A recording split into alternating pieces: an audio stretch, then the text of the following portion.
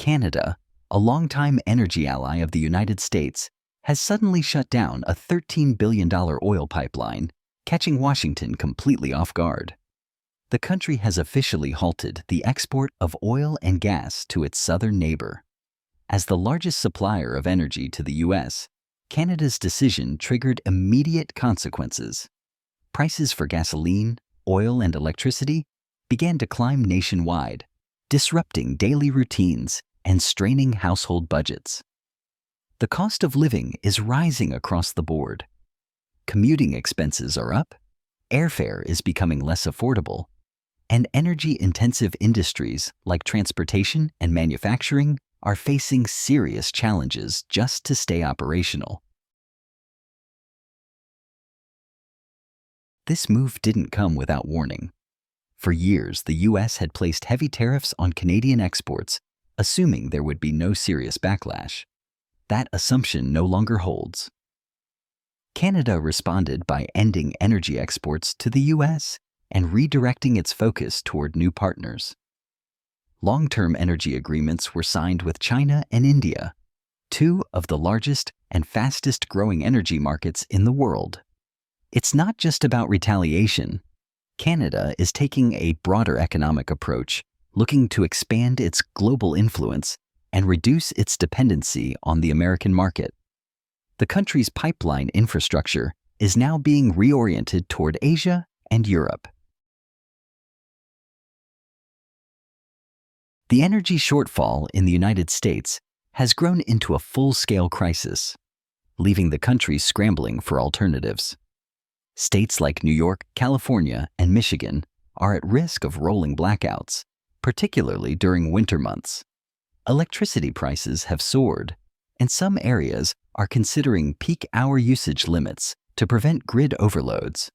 Industries reliant on stable, affordable power are cutting back production.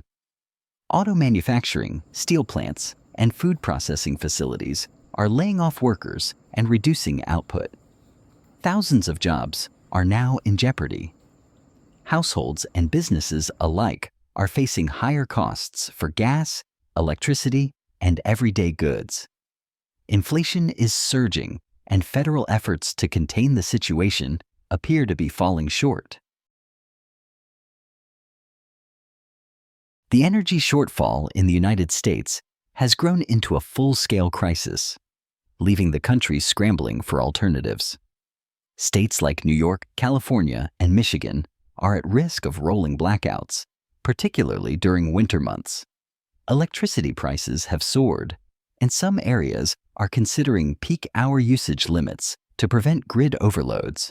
Industries reliant on stable, affordable power are cutting back production. Auto manufacturing, steel plants, and food processing facilities are laying off workers and reducing output. Thousands of jobs are now in jeopardy. Households and businesses alike are facing higher costs for gas, electricity, and everyday goods.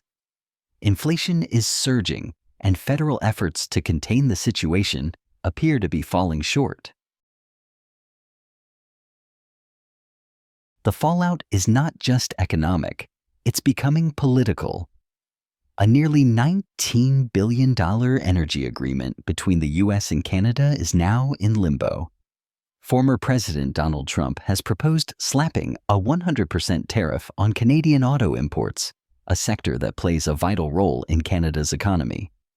As friction between Washington and Ottawa grows, Europe is moving ahead with its own defense initiative, an $800 billion plan to strengthen its military capabilities. Trump issued strong warnings during a Fox News interview, demanding that Canada take action on border issues or face tough consequences.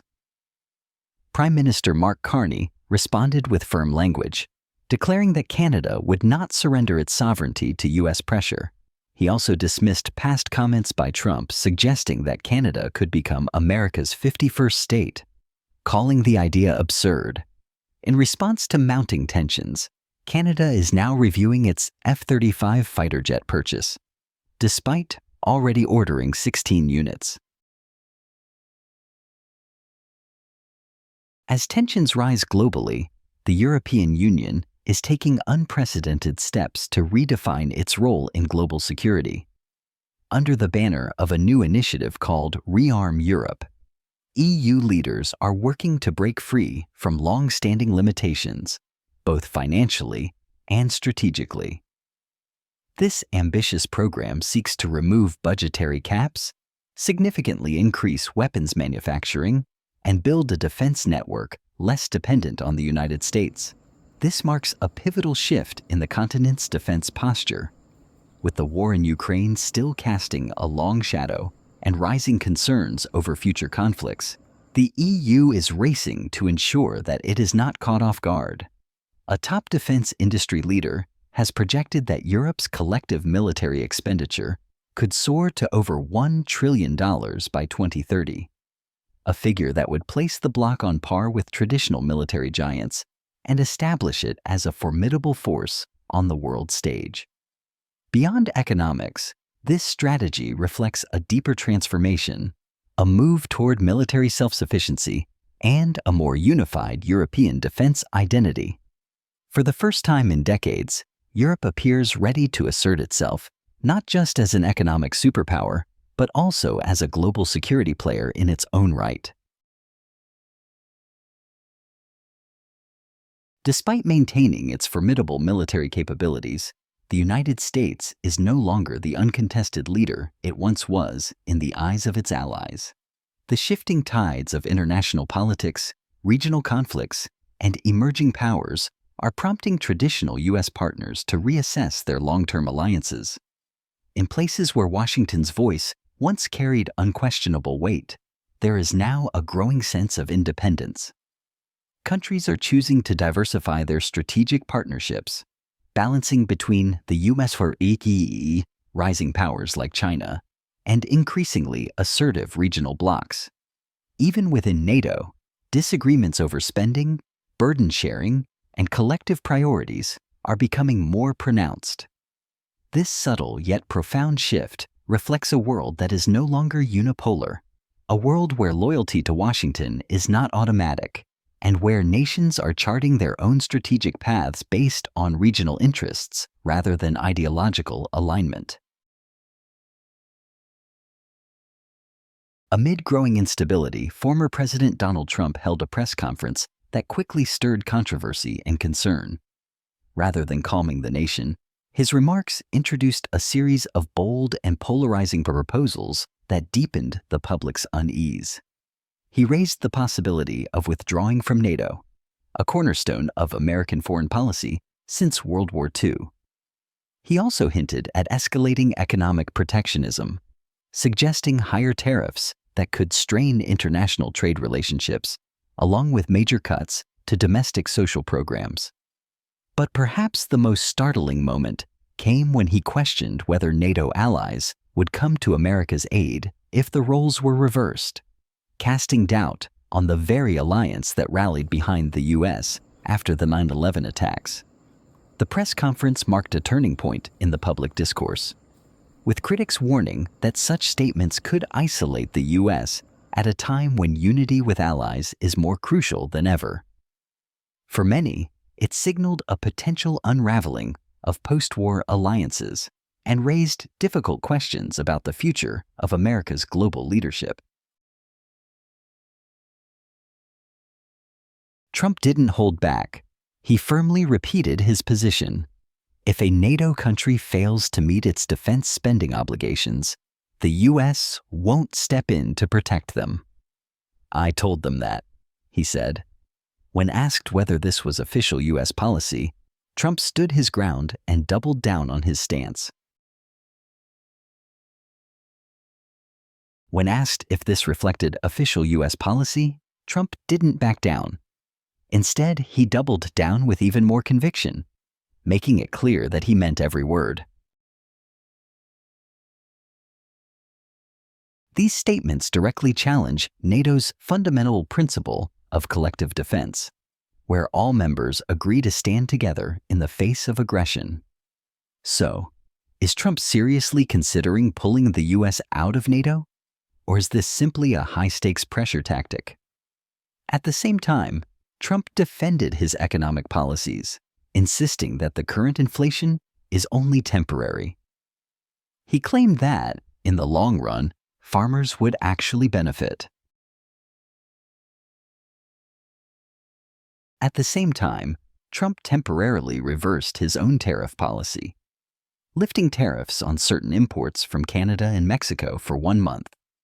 The move was a strategic attempt to pressure both countries on immigration enforcement and the fight against fentanyl smuggling. But here's the issue. Trump has repeatedly shifted his stance on tariffs, leaving many businesses in a state of confusion and uncertainty. Is he truly safeguarding the U.S. economy, or is he simply stirring up more chaos? One of the more unexpected moments during the press conference came when Trump signed a proclamation honoring Women's History Month. He then claimed that his administration had done a lot for women, a statement that raised eyebrows given the broader context of his policies and rhetoric. But the reality is, this is the same man who has faced numerous allegations of sexual assault, the same man who was caught on a leaked tape bragging about groping women. Despite that, Trump shifted gears and announced that his administration would continue supporting initiatives aimed at empowering women in the workforce and promoting leadership opportunities. The announcement was met with mixed reactions. Some saw it as a step in the right direction, while others viewed it as a hollow gesture from a president whose past actions and statements have repeatedly undermined the very cause he claimed to champion. In a scene that felt almost surreal, former President Donald Trump stood before cameras, grinning ear to ear as he proudly showed off a brand new luxury vehicle. "I'll use it at the White House. I'll let my staff enjoy it too. I love driving, though they won't let me," he quipped, relishing the moment like a celebrity unveiling a prized possession. But beyond the polished chrome and the well-rehearsed smile, the nation's economic engine was sputtering. Wall Street, the heartbeat of American financial confidence, was in a tailspin. The Dow Jones Industrial Average plunged by more than 850 points, erasing billions in value in just one trading day. Meanwhile, the S&P 500 took a 2.3% hit, wiping out gains and shaking investor confidence nationwide. To the average American watching their 401k shrink or their mutual funds bleed red, it wasn't just another bad day on the market. It was a gut punch. As financial analysts rang the alarm bells, the optics of a president celebrating personal wealth while the economy faltered left many with a bitter taste. While the headlines focused on market drops, a far more unsettling signal was flashing just beneath the surface. The 10-year U.S. Treasury yield soared to 4.9%, a level that hadn't been touched since before the global pandemic paralyzed the economy. For those familiar with the language of markets, this wasn't just a statistic, it was a siren. Such a spike in long-term yields typically suggests that investors are demanding higher returns to offset looming risks, most notably, the rising probability of a recession. It was as if Wall Street had collectively decided, tough times are ahead, and it's time to brace for impact. Yet inside the White House, there appeared to be a striking disconnect. As billions evaporated in value, policy discussions seemed narrowly focused on image management and deflection. Trump's inner circle showed little urgency about the shifting financial landscape, prompting critics to question whether the administration truly grasped the gravity of the moment. Instead of pivoting to address the economic downturn, Trump chose to reaffirm one of his most controversial economic strategies, the trade war. He insisted that his tariff policies were working, that they were designed to bring jobs back to American soil and rebuild domestic industries hollowed out by decades of globalization. But the markets told a different story. The NASDAQ, home to the nation's leading tech giants, plummeted by 3.1%. Corporate juggernauts like Apple and Tesla, symbols of American innovation, suffered significant losses, down 5.6% and 4.8% respectively. Their decline wasn't just about stock prices. It was a sign that global supply chain pressures and higher import costs were beginning to erode competitiveness. Even outside the tech sector, the impact rippled outward. Walmart, long seen as a barometer of everyday consumer behavior, issued a chilling forecast. Tariffs were inflating prices across the board, forcing working-class families to make harder choices at the checkout line. In the eyes of many economists, this wasn't a battle the U.S. was winning. Instead, it was a high-stakes gamble that threatened to alienate trade partners, increase inflation, and deepen the financial strain on American households, all while the administration clung tightly to a strategy that appeared increasingly unsustainable. Even conservative media, typically sympathetic to Trump, began to shift its tone. On live television, a Fox News anchor commented with rare candor, "These policies are triggering instability we haven't seen in years. This is not economic revival, it's economic roulette." In a White House briefing that followed, Press Secretary Carolyn Leavitt tried to defend the tariffs with an unexpected spin. "They're not tax increases. They're actually a tax cut." The press corps wasn't buying it. One Fox reporter shot back, "Have you ever paid a tariff? Because Americans are footing the bill, not foreign governments."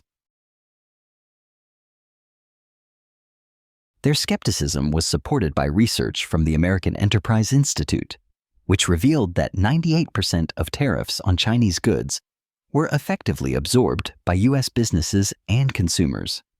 Since the new tariffs were enacted, import costs had ballooned by 17%, and inflation, once believed to be cooling, spiked again, with core prices rising 5.2% year over year.